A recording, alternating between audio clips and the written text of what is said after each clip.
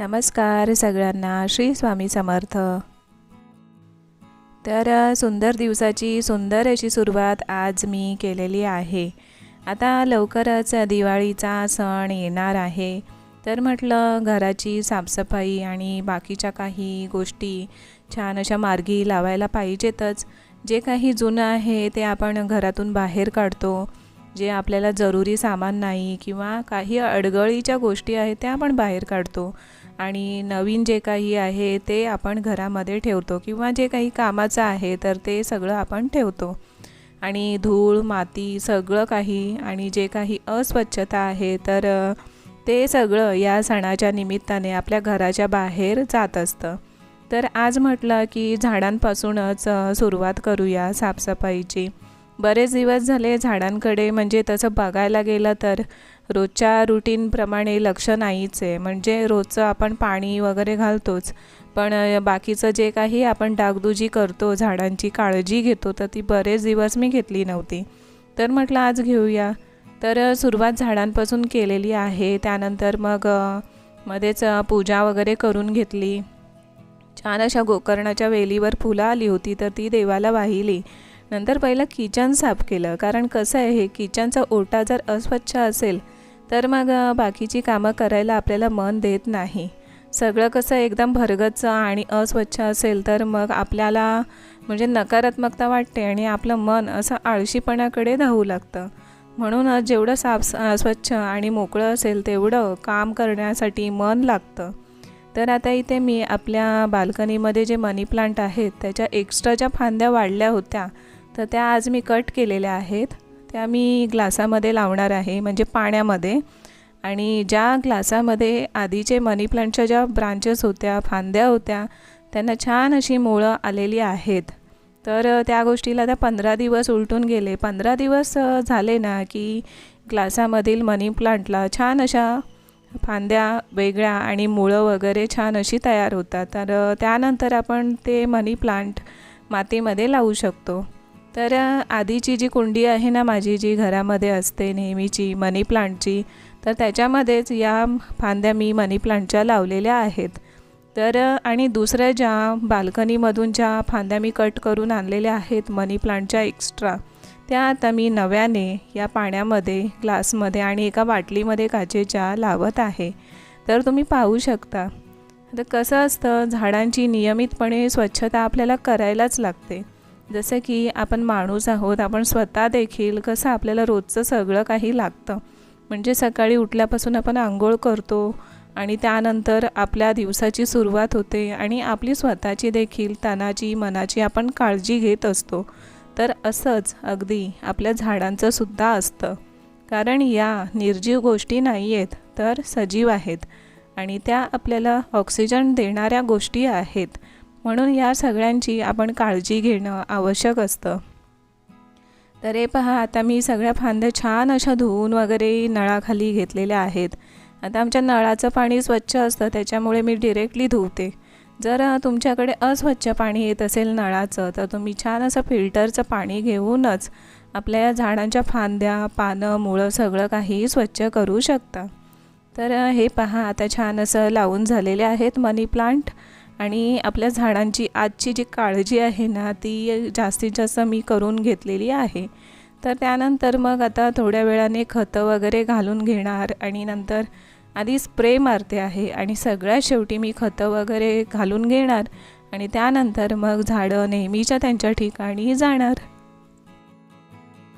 तर कसं आहे, समाधान शोधण्यासाठी असं म्हणतात काही जण की आपल्याला बऱ्याच गोष्टींना तोंड द्यायला लागतं, म्हणजे कुठे अगदी दूरवर जावं लागतं तर कुठे समाधान मिळतं। पण माझ्या मते समाधान शोधलं ना अगदी बारकाईने तर ते आपल्या जवळच आहे।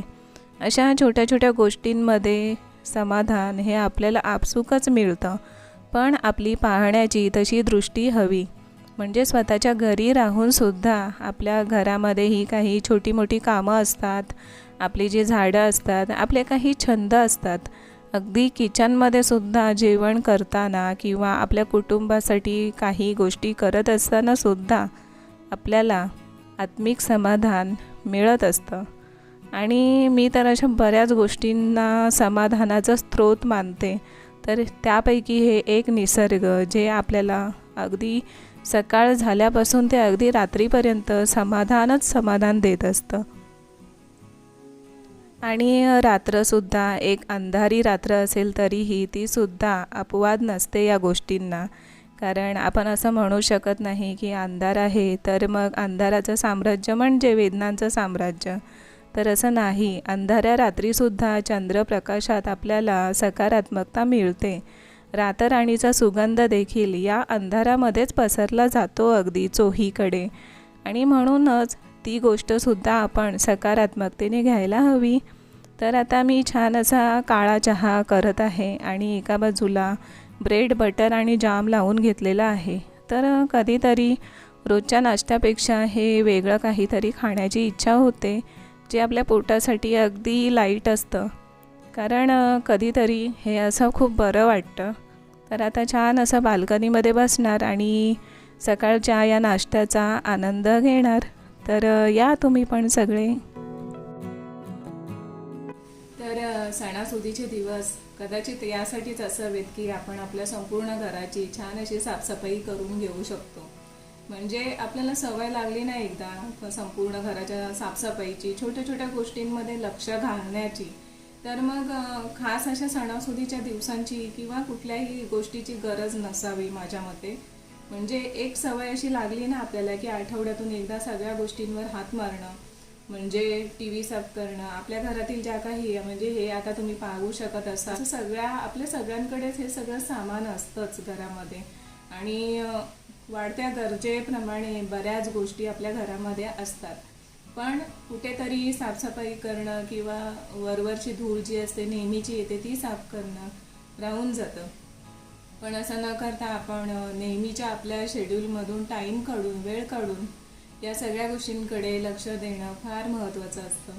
कारण जिथे ज्या घरामध्ये साफसफाई नाही किंवा सतत काही ना काही म्हणजे सगळं पसारा असतो किंवा धूळ वगैरे सगळं, म्हणजे ज्या घरांमध्ये आपल्याला गेल्याच जाणवतं की या घरामध्ये नकारात्मकता खूप आहे आणि आपल्याला प्रसन्नता जाणवत नाही. तर अशा घरांमध्ये लक्ष्मी येणं किंवा काही ईश्वराचा अंश अस्तित्व असणं खूप कमी जाणवतं. म्हणूनच आपण साफसफाईकडे खूप अगदी जातीने लक्ष दिलं पाहिजे. आणि खरं तर हा छंद लागणं तर खूप महत्त्वाचं आहे. छंद एखाद्या गोष्टीचा लागला की मग आपण सगळ्या गोष्टी अगदी मनापासून करतो, नाही का? तर आता दिवाळीचा सण येतो आहे लवकरच. तर म्हटलं थोडं आपण सगळं घर साफ करायला घेऊया. तर कसं काम तर रोजच असतं. म्हणजे माझं काम लिखाणाचं आहे, यूट्यूबवरचे व्हिडिओ वगैरे बनवते मी, सगळं आहे. पण त्यातूनही थोडा वेळ काढून आपण आपल्या घरासाठी वेळ देणं फार महत्त्वाचं असतं. आणि म्हणूनच आता छोटी जी कामं आहेत, जी काही साफसफाईची आहेत, जसं की आजच्या व्हिडिओमध्ये मी तुम्हाला सांगितलं की झाडांचं सगळं काही आज मी केलेलं आहे. म्हणजे एकदा केलं ना की बरोबर 15 ते 20 दिवस किंवा महिनाभर तरी अगदी संपूर्ण अगदी तळापासून मुळापासून अगदी वरपर्यंत बघायची एवढी गरज नसते. म्हणजे वरवर आपण पाणी घातलं, स्प्रे मारलं आणि काही जी पिवळी पानं असतात ती काढली तरी चालतं. पण या काही कटिंगच्या गोष्टी असतात किंवा काय आणि नवीन काही लागवड करण्याच्या गोष्टी असतात, तर त्या आपण लवकर अशा करत नाही. महिन्यातून किंवा 15 दिवसातून एकदा करतो. किंवा खत पाणी घालणं ह्यासुद्धा 15 दिवसातून किंवा 1 महिन्यातून एकदा आपण करतो. कारण कसं आहे, कुठल्या गोष्टीचा अतिरेक केला तरीसुद्धा चांगलं नसतं. म्हणजे आपण आता समजा रोजचं आपल्याला पाण्याची गरज असते, पण आपण त्या पाण्याचा अतिरेक केला तर त्याचा दुष्परिणाम आपल्या शरीरावर जाणवतो. तसंच अगदी झाडांचं सुद्धा आहे. त्यांना जेवढं पाणी आपण द्यायला हवं अगदी तेवढंच मर्यादेपर्यंतच द्यायला हवं. आणि तसंच खतांच्या बाबतीत असतं. म्हणजे जास्तीचा खतांचा मारा केला तर आपली झाडं मरण्याची शक्यता असते. त्याच्यामुळे खूप जपून सगळ्या गोष्टी करायच्या असतात. तर आजचा व्हिडिओ या साफसफाईचा होता की थोडीशी म्हणजे घरामध्ये साफसफाई थोडीफार करून घेतलेली आहे. झाडांची साफसफाई केलेली आहे, जे की आपल्या नेहमीच्या जीवनाचा अगदी अनमोल असा भाग आहे. आणि त्यांच्यामुळे आपल्याला ऑक्सिजन मिळतं आणि त्यांच्यामुळे आपल्या घरामध्ये पॉझिटिव्हिटी राहते, ज्यामुळे आपण देखील समाधानी असतो. तर अशा पद्धतीने आजचा व्हिडिओ छान असा झालेला आहे आणि असं जे काही छोटं मोठं मी साफसफाईचं जे काही करेन ते व्हिडिओमार्फत तुमच्यापर्यंत पोहोचवण्याचा प्रयत्न नक्की करेन। तर पुढची साफसफाई माझ्या मते वॉर्डरोबची असणार आहे, कपाटाची, जे की आपल्या सगळ्यांसाठी खूप म्हणजे कठीणात कठीण विषय असतो। म्हणजे की एवढे कपडे असतात ना, नवीन घेऊन तसेच साचलेले असतात, जुने तसेच असतात। तर सगळं काही पुढच्या व्हिडिओमध्ये दाखवण्याचा मी प्रयत्न करेन। तर आजचा व्हिडिओ कसा वाटला नक्की सांगा, आवडला असेल तर लाईक शेअर करा। भेटूया पुढच्या व्हिडिओमध्ये, तोपर्यंत सगळ्यांना श्री स्वामी समर्थ।